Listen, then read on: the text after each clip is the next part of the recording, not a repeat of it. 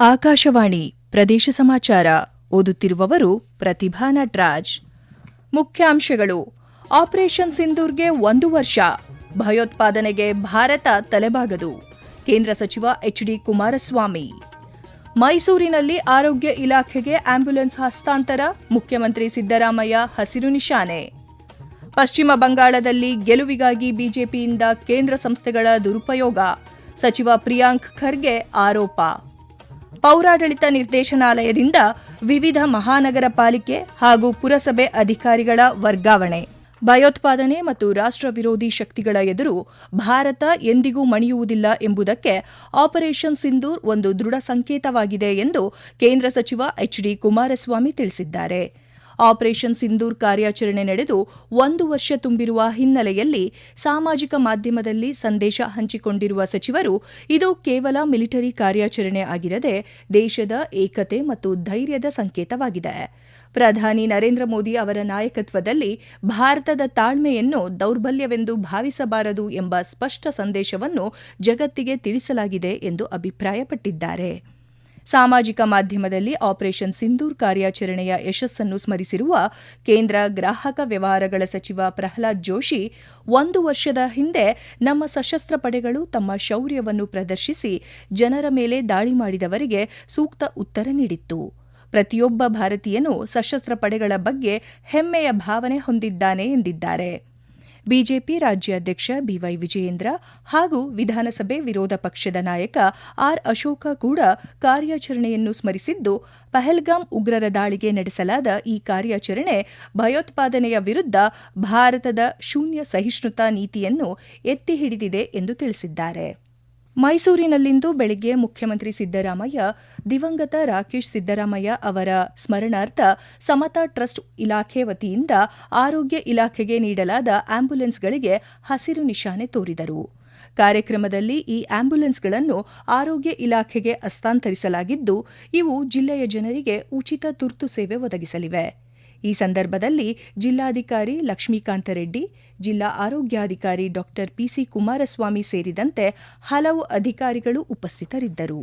ಪಶ್ಚಿಮ ಬಂಗಾಳದ 50 ಕ್ಷೇತ್ರಗಳಲ್ಲಿ ಮತದಾರರ ಪಟ್ಟಿಯಿಂದ ಹೆಸರು ಕೈಬಿಟ್ಟಿರುವ ಪ್ರಮಾಣ ಗೆಲುವಿನ ಅಂತರಕ್ಕಿಂತ ಹೆಚ್ಚಿದೆ ಮತ್ತು ಇದರಲ್ಲಿ ಅರ್ಧಕ್ಕಿಂತ ಹೆಚ್ಚು ಸ್ಥಾನಗಳನ್ನು ಬಿಜೆಪಿ ಗೆದ್ದುಕೊಂಡಿದೆ ಎಂದು ಸಚಿವ ಪ್ರಿಯಾಂಕ್ ಖರ್ಗೆ ಆರೋಪಿಸಿದ್ದಾರೆ. ಸಾಮಾಜಿಕ ಮಾಧ್ಯಮದಲ್ಲಿ ಈ ಕುರಿತು ಅಭಿಪ್ರಾಯ ಹಂಚಿಕೊಂಡಿರುವ ಅವರು, ಫಲಿತಾಂಶಗಳನ್ನು ಮೊದಲೇ ನಿರ್ಧರಿಸಿ ಅದಕ್ಕೆ ಪೂರಕವಾಗಿ ಸಂಸ್ಥೆಗಳನ್ನು ಹೇಗೆ ನಿರ್ವಹಿಸಬಹುದು ಎಂಬುದಕ್ಕೆ ಇದೊಂದು ಉದಾಹರಣೆಯಾಗಿದೆ ಎಂದು ಟೀಕಿಸಿದ್ದಾರೆ. ಕೇವಲ ಬಂಗಾಳದಲ್ಲಿ ತಾರ್ಕಿಕ ವ್ಯತ್ಯಾಸದ ಹೆಸರಿನಲ್ಲಿ ಮತದಾರರ ಹೆಸರು ಅಳಿಸುವಿಕೆ, ಕೇಂದ್ರ ಪಡೆಗಳ ಅತಿಯಾದ ಬಳಕೆ, ಅಧಿಕಾರಿಗಳ ಸಾಮೂಹಿಕ ವರ್ಗಾವಣೆ ಮತ್ತು ಎಣಿಕೆ ಕಾರ್ಯಕ್ಕೆ ಕೇಂದ್ರ ನೌಕರರ ನೇಮಕದಂತಹ ಕ್ರಮಗಳ ಮೂಲಕ ಚುನಾವಣಾ ಪ್ರಕ್ರಿಯೆಯನ್ನು ನಿಯಂತ್ರಿಸಲಾಗಿದೆ ಎಂದು ಸಚಿವರು ಆರೋಪಿಸಿದ್ದಾರೆ. ಭಾರತದ ಅಧ್ಯಕ್ಷತೆಯಲ್ಲಿ ನಗರ ಸಂಚಾರ ವ್ಯವಸ್ಥೆಯ ಮೇಲೆ ಗಮನದೊಂದಿಗೆ ಜೀವನ ಸುಗಮತೆ ಎಂಬ ಆಶಯದೊಂದಿಗೆ 5ನೇ BRICS supreme audit institutions SAI ನಾಯಕರ ಶೃಂಗಸಭೆಯು ಇಂದಿನಿಂದ ಬೆಂಗಳೂರಿನಲ್ಲಿ ಆಯೋಜಿಸಲಾಗಿದೆ. ಭಾರತದ ಕಂಟ್ರೋಲರ್ ಮತ್ತು ಆಡಿಟರ್ ಜನರಲ್ ಸಿಎಜಿ ಆಯೋಜಿಸಿರುವ ಈ ಸಮಾವೇಶದಲ್ಲಿ ಬ್ರೆಜಿಲ್, ರಷ್ಯಾ, ಚೀನಾ, ದಕ್ಷಿಣ ಆಫ್ರಿಕಾ ಸೇರಿದಂತೆ 9 ಸದಸ್ಯ ರಾಷ್ಟ್ರಗಳ 42 ಪ್ರತಿನಿಧಿಗಳು ಭಾಗವಹಿಸುತ್ತಿದ್ದಾರೆ. ವೇಗವಾಗಿ ಬೆಳೆಯುತ್ತಿರುವ ನಗರ ಪ್ರದೇಶಗಳಲ್ಲಿನ ಸಾರಿಗೆ, ವಸತಿ ಮತ್ತು ಸುಸ್ಥಿರ ಅಭಿವೃದ್ಧಿಯ ಸವಾಲುಗಳನ್ನು ಎದುರಿಸುವಲ್ಲಿ ಲೆಕ್ಕ ಪರಿಶೋಧನಾ ಸಂಸ್ಥೆಗಳ ಪಾತ್ರದ ಕುರಿತು ಇಲ್ಲಿ ಚಿಂತನ ಮಂಥನ ನಡೆಯಲಿದೆ. 2 ದಿನಗಳ ಈ ಸಭೆಯಲ್ಲಿ ದತ್ತಾಂಶ ಆಧಾರಿತ ಲೆಕ್ಕ ಪರಿಶೋಧನೆ, ಆಧುನಿಕ ತಂತ್ರಜ್ಞಾನದ ಬಳಕೆ ಹಾಗೂ ನಾಗರಿಕ ಕೇಂದ್ರಿತ ಮೌಲ್ಯಮಾಪನ ವಿಧಾನಗಳ ಕುರಿತು ವಿವಿಧ ರಾಷ್ಟ್ರಗಳ ತಜ್ಞರು ವಿಚಾರ ಮಂಡಿಸಲಿದ್ದಾರೆ. ಶೃಂಗಸಭೆಯ ಭಾಗವಾಗಿ ಪ್ರತಿನಿಧಿಗಳು ಭಾರತೀಯ ವಿಜ್ಞಾನ ಸಂಸ್ಥೆ ಐಐಎಸ್ಸಿಗೆ ಭೇಟಿ ನೀಡಲಿದ್ದು, ಸಮಾವೇಶವು ನಾಳೆ ಬೆಂಗಳೂರು ಘೋಷಣಾ ಪತ್ರ ಹಾಗೂ ಮುಂದಿನ 2 ವರ್ಷಗಳ ಕಾರ್ಯಯೋಜನೆಯನ್ನು ಅಂಗೀಕರಿಸುವುದರೊಂದಿಗೆ ಮುಕ್ತಾಯಗೊಳ್ಳಲಿದೆ.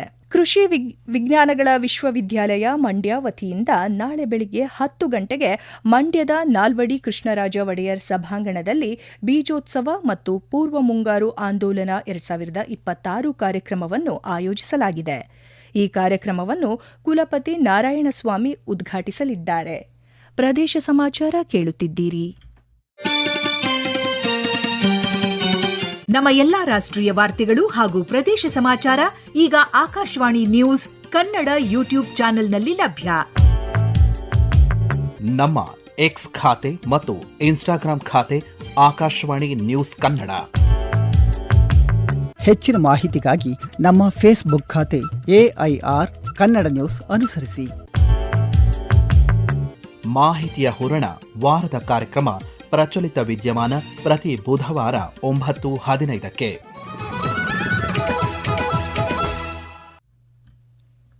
ರಾಜ್ಯ ಪೌರಾಡಳಿತ ನಿರ್ದೇಶನಾಲಯವು ಆಡಳಿತಾತ್ಮಕ ಹಿತದೃಷ್ಟಿಯಿಂದ ರಾಜ್ಯದ ವಿವಿಧ ಮಹಾನಗರ ಪಾಲಿಕೆ ಹಾಗೂ ಪುರಸಭೆಗಳ ಅಧಿಕಾರಿಗಳನ್ನು ವರ್ಗಾವಣೆಗೊಳಿಸಿ ಆದೇಶ ಹೊರಡಿಸಿದೆ.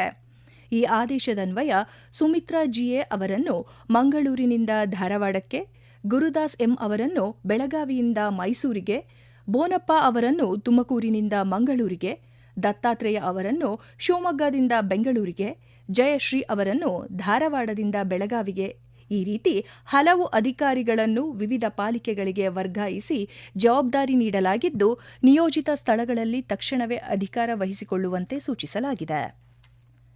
ಭಾರತ ಸೇವಾದಳ ಬೆಂಗಳೂರು ಗ್ರಾಮಾಂತರ ಜಿಲ್ಲಾ ಘಟಕ ವತಿಯಿಂದ ಭಾರತ ಸೇವಾದಳ ಸಂಸ್ಥಾಪಕ ಸ್ವಾತಂತ್ರ್ಯ ಹೋರಾಟಗಾರ ಡಾ.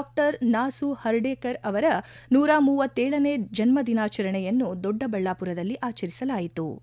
ಈ ಸಂದರ್ಭದಲ್ಲಿ ಮಾತನಾಡಿದ ಭಾರತ ಸೇವಾದಳದ ಜಿಲ್ಲಾ ಅಧ್ಯಕ್ಷ ಜಿ. ಲಕ್ಷ್ಮೀಪತಿ, ನಾಸು ಹರ್ಡೇಕರ್ ಅವರು ತಮ್ಮ ಉನ್ನತ ವ್ಯಾಸಂಗವನ್ನು ವಿದೇಶದಲ್ಲಿ ಮಾಡಿ ನಂತರ ಭಾರತಕ್ಕೆ ಮರಳಿ ಭಾರತದ ಸ್ವಾತಂತ್ರ್ಯದ ಚಳುವಳಿಯಲ್ಲಿ ಭಾಗವಹಿಸಿ ಸ್ವಾತಂತ್ರ್ಯ ಹೋರಾಟಕ್ಕೆ ಯುವಕರನ್ನು ಸಂಘಟಿಸುವಲ್ಲಿ ಪ್ರಮುಖ ಪಾತ್ರವನ್ನು ವಹಿಸಿದ್ದರು. ಭಾರತ ಸೇವಾದಳ ಸ್ಥಾಪಿಸುವ ಮೂಲಕ ಶಿಸ್ತು, ರಾಷ್ಟ್ರಪ್ರೇಮ ಮತ್ತು ಸೇವಾ ಮನೋಭಾವವನ್ನು ಬೆಳೆಸಿದ್ದರು ಎಂದು ಸ್ಮರಿಸಿದರು.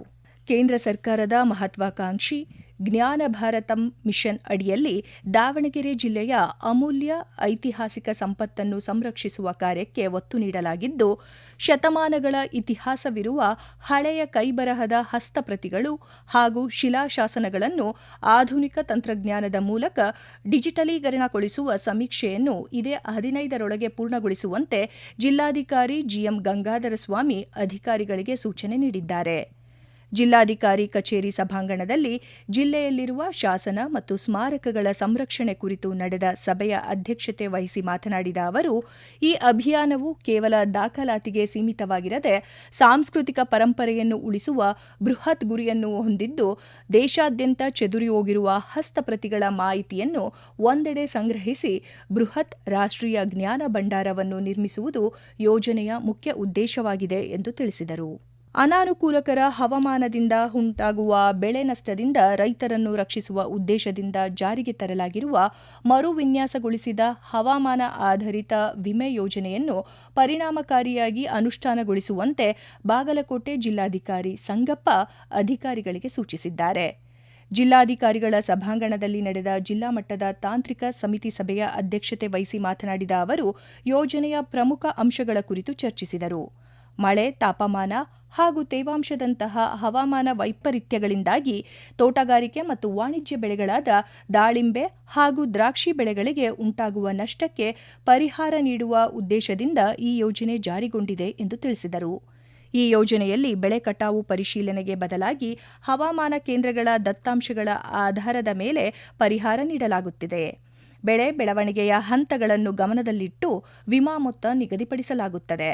ಹವಾಮಾನ ಸೂಚ್ಯಾಂಕಗಳ ಆಧಾರದ ಮೇಲೆ ಸ್ವಯಂಚಾಲಿತವಾಗಿ ಪರಿಹಾರ ಬಿಡುಗಡೆ ಮಾಡಲಾಗುತ್ತಿದ್ದು, ಬೆಳೆ ಹಾನಿಯ ಸಂದರ್ಭದಲ್ಲಿ ಬೆಳೆ ಸಾಲ ಪಡೆದ ಹಾಗೂ ಸಾಲ ಪಡೆಯದ ರೈತರಿಗೆ ನೇರ ವಿಮಾ ಪಾವತಿ ಸಿಗಲಿದೆ ಎಂದು ಹೇಳಿದರು. ಕೊನೆಯಲ್ಲಿ ಮತ್ತೊಮ್ಮೆ ಮುಖ್ಯಾಂಶಗಳು. ಆಪರೇಷನ್ ಸಿಂಧೂರ್ಗೆ 1 ವರ್ಷ, ಭಯೋತ್ಪಾದನೆಗೆ ಭಾರತ ತಲೆಬಾಗದು, ಕೇಂದ್ರ ಸಚಿವ ಎಚ್ಡಿ ಕುಮಾರಸ್ವಾಮಿ. ಮೈಸೂರಿನಲ್ಲಿ ಆರೋಗ್ಯ ಇಲಾಖೆಗೆ ಆಂಬ್ಯುಲೆನ್ಸ್ ಹಸ್ತಾಂತರ, ಮುಖ್ಯಮಂತ್ರಿ ಸಿದ್ದರಾಮಯ್ಯ ಹಸಿರು ನಿಶಾನೆ. ಪಶ್ಚಿಮ ಬಂಗಾಳದಲ್ಲಿ ಗೆಲುವಿಗಾಗಿ ಬಿಜೆಪಿಯಿಂದ ಕೇಂದ್ರ ಸಂಸ್ಥೆಗಳ ದುರುಪಯೋಗ, ಸಚಿವ ಪ್ರಿಯಾಂಕ್ ಖರ್ಗೆ ಆರೋಪ. ಪೌರಾಡಳಿತ ನಿರ್ದೇಶನಾಲಯದಿಂದ ವಿವಿಧ ಮಹಾನಗರ ಪಾಲಿಕೆ ಹಾಗೂ ಪುರಸಭೆ ಅಧಿಕಾರಿಗಳ ವರ್ಗಾವಣೆ. ಇಲ್ಲಿಗೆ ಪ್ರದೇಶ ಸಮಾಚಾರ ಮುಗಿಯಿತು. ನಮ್ಮ ಮುಂದಿನ ವಾರ್ತಾ ಪ್ರಸಾರ ಸಂಜೆ 6:40ಕ್ಕೆ.